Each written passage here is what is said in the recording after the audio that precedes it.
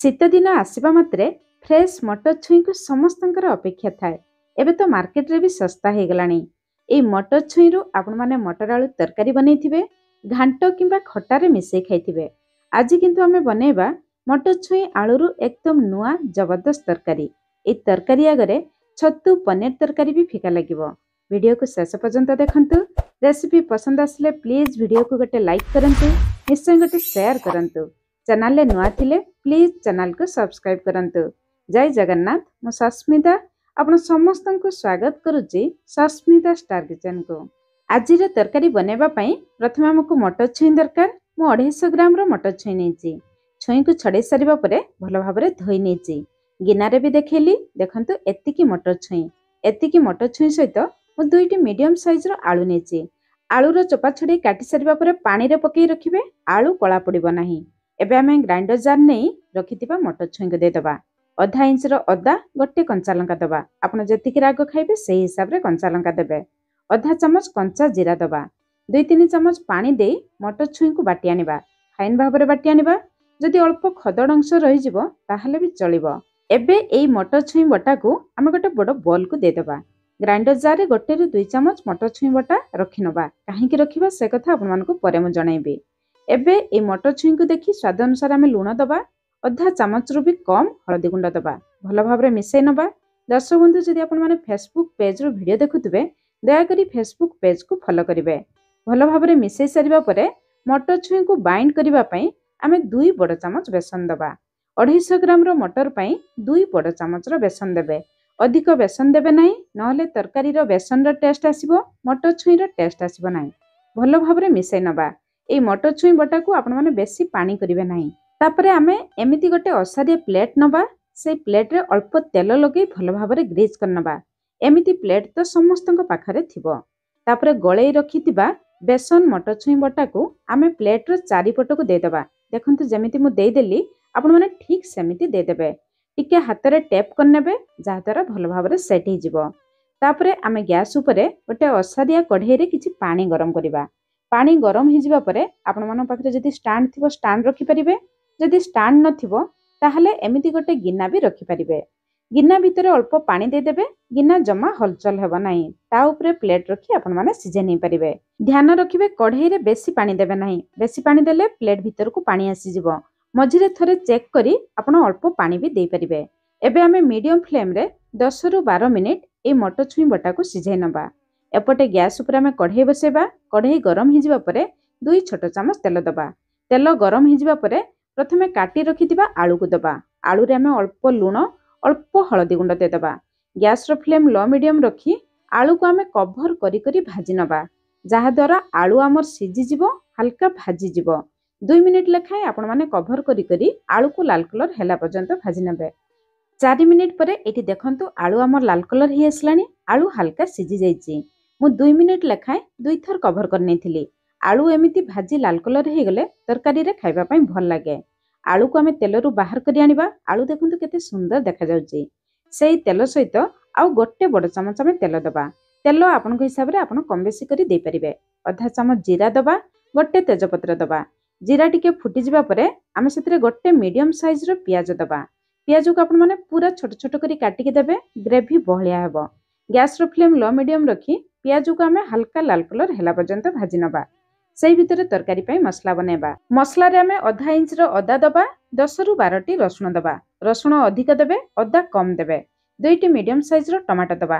Tomato टिके खटा लागले तरकारी रे खाइबा पई भल लागिबो। 2-3 चमच पानी देई मसला को आमे चिकन भाबरे बाटी आनिबा। एबे एई मसला रेडी हे गला। आउ गोटे मसला रेडी करिबा। गोटे गिन्ना रे आधा चामच हळदी गुंड, आधा चामच राग लंका गुंड। आमे मटर छुई रे गोटे कंचा लंका भी बाटी थिले। आधा चामच काश्मीरी लंका गुंड दबा।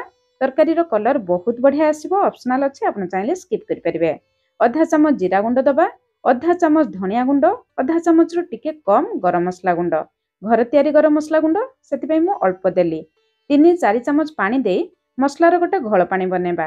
मसला को एमिति पानी करी देले गुंड मसला तेल रे पड़ी न थाए। मसला गुंड रो टेस्ट भी तरकारी रे बहुत बढ़ी जाय थाए। एबे ए मसला गुंड हमर रेडी हे गला। एपटे आमे प्याज को चेक करिबा। प्याज देखंतु हल्का लाल कलर हे आसलानी। प्याज को आपण माने एतिकी भाजिबे, बेसी पड़िबे नाही। एबे बनै रखितिबा मसला रो घोळ पानी को दबा। এই ଷ୍ଟେଜ୍ରେ ଦେବେ, ଦେଖିବେ ତରକାରୀର କଲର୍ ବହୁତ ବଢ଼ିଆ ଆସିବ। ଗିନା ଧୋଇ 1ରୁ 2 ଚାମଚ ପାଣି ଦେଇଦେବା। ମିଡିୟମ ଫ୍ଲେମ୍ରେ ଏଇ ମସଲା ପାଣିକୁ ଆମେ କିଛି ସମୟ କଷି ନେବା। ମସଲା ଗୁଣ୍ଡରେ ଦେଇଥିବା ପାଣି ଭଲ ଭାବରେ କଷିଯିବା ପରେ ଆମେ ବାଟି ରଖିଥିବା ଅଦା ରସୁଣ ଟମାଟର ମସଲା ଦେବା। ଗ୍ରାଇଣ୍ଡର ଜାର୍ ଧୋଇ 1ରୁ 2 ଚାମଚ ପାଣି ଦେଇଦେବା। ମସଲାକୁ ଟିକେ ଆମେ ଗଳେଇ ନେବା। ଏବେ ମସଲା ପାଇଁ ସ୍ୱାଦ ଅନୁସାରେ ଲୁଣ ଦେବା। ମଟର ଛୁଇଁ ପାଇଁ ଆମେ ଲୁଣ ଦେଇଥିଲେ, ଆଳୁ ଭାଜିବା ସମୟରେ ଆଳୁ ପାଇଁ ବି ଲୁଣ ଦେଇଥିଲେ। ଏବେ ଆମେ ମସଲାକୁ लो ମିଡିୟମ ଫ୍ଲେମ୍ରେ କଭର କରି ମସଲାରୁ ତେଲ ବାହାରିବା ପର୍ଯ୍ୟନ୍ତ କଷି ନେବା। ଏପଟେ ମଟର ଛୁଇଁ ବଟାକୁ ଚେକ୍ କରିବା। 12 ମିନିଟ୍ ପରେ ଏଇଠି ମୁଁ ଚେକ୍ କରୁଛି। ମଝିରେ ଥରେ ଚେକ୍ କରି କଢ଼େଇରେ ପାଣି ଶୁଖି ଯାଇଥିଲା, ଅଳ୍ପ ପାଣି ବି ମୁଁ ଦେଇଥିଲି। ମଟର ଛୁଇଁର କଲର୍ ଦେଖନ୍ତୁ ଚେଞ୍ଜ ହେଇଯାଇଛି। ଫର୍କରେ ବି ଦେଖନ୍ତୁ ଜମା ବି ଲାଗୁନାହିଁ। ତାମାନେ ମଟର ଛୁଇଁ ବଟା ଭଲ ଭାବରେ ସିଝି ଯାଇଛି। ବାହାରକୁ ଆଣି ଆମେ ଥଣ୍ଡା ହେବା ପାଇଁ ଛାଡ଼ିବା। ଏପଟେ ଆମେ ମସଲାକୁ ଚେକ୍ କରିବା। ମସଲାରେ ଦେଖନ୍ତୁ ତେଲ ବାହାରି ଯାଇଛି। ତାମାନେ ଆମର ମସଲା ଭଲ ଭାବରେ କଷି ଯାଇଛି। ମସଲା ଭଲ ଭାବରେ କଷିଯିବା ପରେ ଆମେ ଭାଜି ରଖିଥିବା ଆଳୁକୁ ଦେଇଦେବା। ଆଳୁକୁ ସେମିତି ମସଲାରେ ଅଳ୍ପ ସମୟ କଷି ନେବା, ଯାହାଦ୍ୱାରା ମସଲାର ଫ୍ଲେଭର ଆଳୁ ଭିତରକୁ ଆସିଯିବ। ଏବେ ଦେଖନ୍ତୁ ମସଲା ଆଳୁର କଲର୍ ଚେଞ୍ଜ ହେଇଯାଇଛି। ଆଳୁ ମସଲାରେ ଭଲ ଭାବରେ କଷି ଯାଇଛି। ଏବେ ସେଥିରେ ଆମେ ପାଣି ଦେବା। ମସଲା କଷିଯିବା ପରେ ଆପଣମାନେ ଜମା ବି ଥଣ୍ଡା ପାଣି ଦେବେ ନାହିଁ। ପାଣି ଟିକେ ଗରମ କରିକି ଦେବେ, ଆଉ ପାଣି ଟିକେ ଅଧିକ ଦେବେ, କାରଣ ଆଳୁ ପାଣିରେ ବି ସିଝିବ। ପାଣି ଫୁଟିଯିବା ପରେ ଗ୍ୟାସ୍ର ଫ୍ଲେମ୍ लो ମିଡିୟମ ରଖି 4-5 ମିନିଟ୍ ଆମେ କଭର କରିନେବା। ସେଇ ଭିତରେ ଆମେ ସିଝେଇ ରଖିଥିବା ମଟର ଛୁଇଁକୁ ଚେକ୍ କରିବା। ମଟର ଛୁଇଁ ବଟା ଭଲ ଭାବରେ ଥଣ୍ଡା ହେଇଯିବା ପରେ ଆମେ ଛୁରୀରେ କାଟିବା। ଗରମ ଥିବା ଅବସ୍ଥାରେ କାଟିବେ ନାହିଁ, ନହେଲେ ପ୍ଲେଟ୍ରୁ ଭଲ ଭାବରେ ଉଠିବ ନାହିଁ। ଦେଖନ୍ତୁ ଯେମିତି ମୁଁ ପିସେସ୍ରେ କାଟି ନେଲି, ଆପଣ ଚାହିଁଲେ ଏମିତି ପିସେସ୍ରେ କାଟି ନେଇପାରିବେ, ନହେଲେ ଡାଇମଣ୍ଡ ସେପ୍ରେ ବି କାଟି ନେଇପାରିବେ। କାଟି ସାରିବା ପରେ ସ୍ପୁନ୍ର ପଛପଟୁ ଉଠାଇ ନେବେ, ଦେଖିବେ ବହୁତ ଇଜିଲି ଉଠିଯିବ। ଏଠି ଦେଖନ୍ତୁ ପ୍ଲେଟ୍ ବି ପୁରା କ୍ଲିନ୍ ଅଛି, ସବୁ ପିସେସ୍ ଭଲ ଭାବରେ କାଟିଗଲା। ଏଠି ଗୋଟେ ପିସ୍ ଉଠେଇକି ଦେଖଉଛି, ଦେଖନ୍ତୁ ପୁରା ପନିର ପରି ସଫ୍ଟ ହେଇଛି। ଭାଙ୍ଗିକି ବି ଦେଖଉଛି, ଦେଖନ୍ତୁ ପୁରା ନରମ ହେଇଛି। ବିନା ସଡ଼ାରେ ବି ପୁରା ନରମ ହେଇଛି। ଆପଣ ଚାହିଁଲେ ଏମିତି ବି କଞ୍ଚା ତରକାରୀରେ ପକେଇ ଖାଇପାରିବେ, ନହେଲେ ଯଦି ଚାହିଁବେ ହାଲକା ଭାଜି ନେବେ। ହାଲକା ଭାଜିଲେ ଟିକେ କଞ୍ଚା ବାସ୍ନା ଚାଲିଯିବ। ପ୍ୟାନ୍ ଗରମ କରି ଗୋଟେ ଛୋଟ ଚାମଚ ତେଲ ଦେଲି। ଯେହେତୁ ନନଷ୍ଟିକ୍ ପ୍ୟାନ୍, ଅଳ୍ପ ତେଲରେ ମୁଁ ଭାଜି ନେବି।